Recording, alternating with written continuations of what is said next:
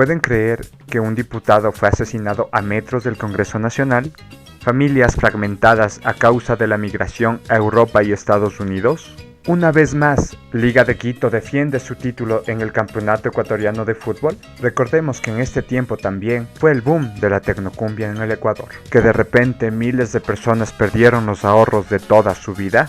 Y todo esto mientras que un volcán inundaba de cenizas a la capital. Así de sorprendente fue el paso de 1999 a los 2000. Y este es el resumen que les presentamos a continuación. En 1999, el 17 de febrero para ser exactos, el exdiputado del MPD, Jaime Hurtado, muere asesinado por dos supuestos sicarios y se desconoce el motivo del hecho. Se menciona que tiempo atrás el abogado estaba investigando una aparente relación de narcotráfico que vincula a Medardo Ceballos, quien habría contribuido a la campaña de Yamil Maguad.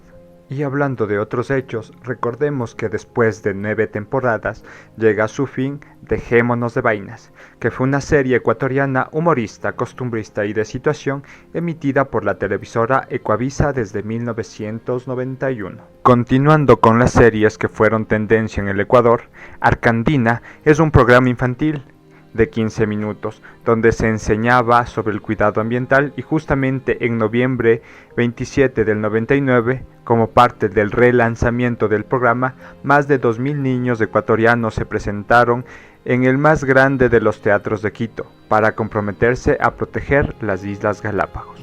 Con propagandas donde el famoso Don Evaristo nos llamaba a cuidar nuestra ciudad, poniendo el hombro y así ser ciudadanos, o como él lo diría, chullas de bien, nos compromete a servir a nuestra carita de Dios. Pero ser chullas de bien no bastó para lo que nos tenía preparado la política ecuatoriana. Luego de los eventos que transcurrieron en la televisión, pasamos a un evento que afectó a toda la población ecuatoriana, que es el decreto del feriado bancario realizado el 7 de marzo por el presidente Yamil Maguad, donde declaró un feriado bancario.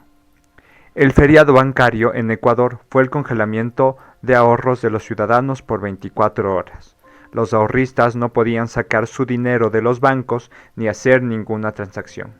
La medida buscaba desesperadamente evitar el retiro masivo de dinero de los bancos y proteger la estabilidad de la banca, que estaba totalmente quebrada. El superintendente de bancos de ese entonces, Jorge Egas Peñafiel, dio la noticia al país, a pesar de que Maguad había dicho que el gobierno jamás va a incautar, jamás va a confiscar las cuentas de nadie. Ese día, en cadena nacional, Egas dijo: hemos considerado necesario prolongar por un día el feriado bancario, decretado hoy por la Junta Bancaria. Aunque el feriado bancario iba a durar 24 horas, se extendió por un año. Ahora damos paso a Alexandra Robles, quien nos da su punto de vista sobre la política de 1999. ¿Usted cómo veía la política en el año 1999? Bueno, en el año 1999 yo tenía 29 años, trabajaba de servidora pública, era secretaria y vivíamos tiempos difíciles en cuanto a lo económico en el país, porque la inflación era sumamente alta,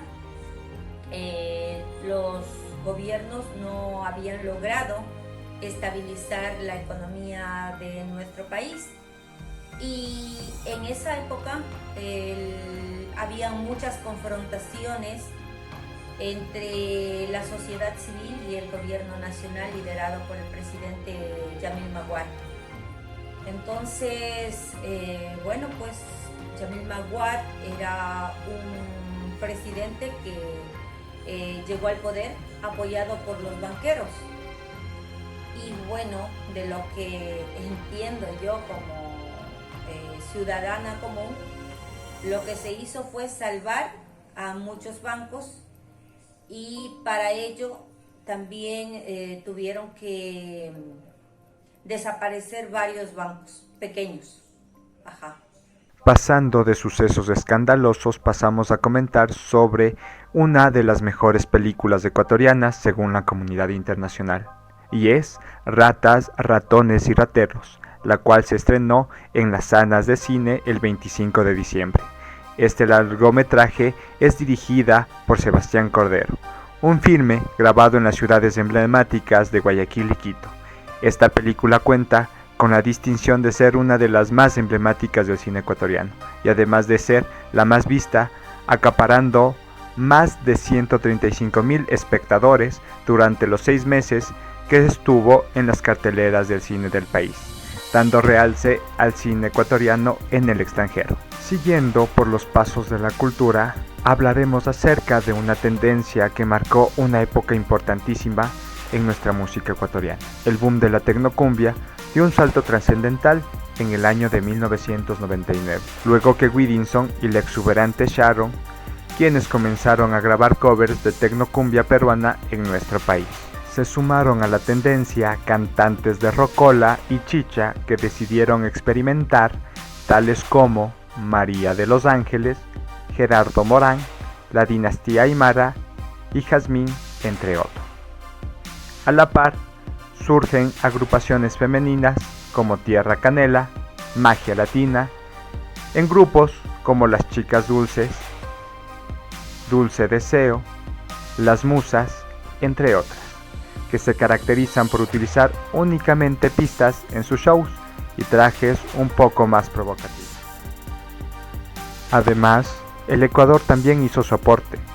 Se han creado variantes tales como la tecnochicha y el tecnopaseíto, entre otros. Este ritmo deleitará a la población ecuatoriana, quien ya sufría los estragos del feriado bancario. Y como decían nuestras abuelitas, después de la diversión viene el susto, y también las desgracias nunca vienen solas.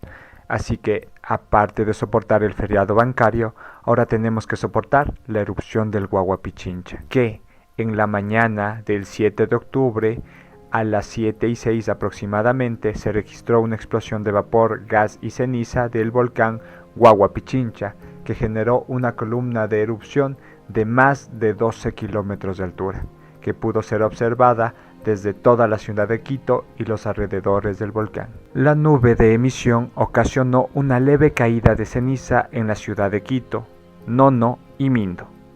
Durante esa misma semana, el día 5 de octubre de 1999, se registró una explosión de mayor tamaño que afectó con una importante lluvia de ceniza a la capital. Según algunos chismes, esto era una señal divina para que los ciudadanos no puedan manifestarse contra el gobierno neoliberal de Maguad.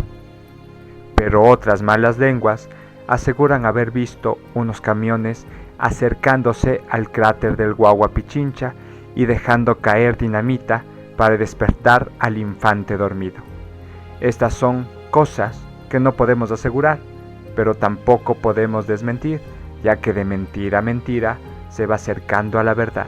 Y hablando de la verdad, es bien conocido y triste que miles de ecuatorianos tuvieron que emigrar como resultado de la grave crisis económica por la que atravesaba el país, para ofrecer un mejor futuro para sus familias. Las aerolíneas con vuelos a Europa habían incrementado con la justificación que iban como turistas.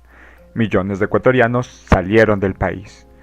Otros tantos perdieron sus ahorros e incluso llegaron muchos de ellos a suicidarse. La crisis económica que vivió el Ecuador hizo crecer los casos de depresión, principalmente en Quito, Guayaquil y Cuenca, las principales ciudades del país, según concluyeron investigaciones especializadas en el tema. El aumento del desempleo, la congelación de las cuentas bancarias por parte del gobierno y la inestabilidad que vive el país llevaron a que gran cantidad de ecuatorianos presenten síntomas depresivos, señalaron las investigaciones. Pero, ¿quién no va a deprimirse sabiendo que toda esa transición del 99 a los 2000 estaba marcada por una serie de sucesos desafortunados? Cuando vemos estas imágenes de lo que el país tuvo que sufrir en el año 99, recordamos muchos ecuatorianos que hay miles que fallecieron sin recibir su dinero de una banca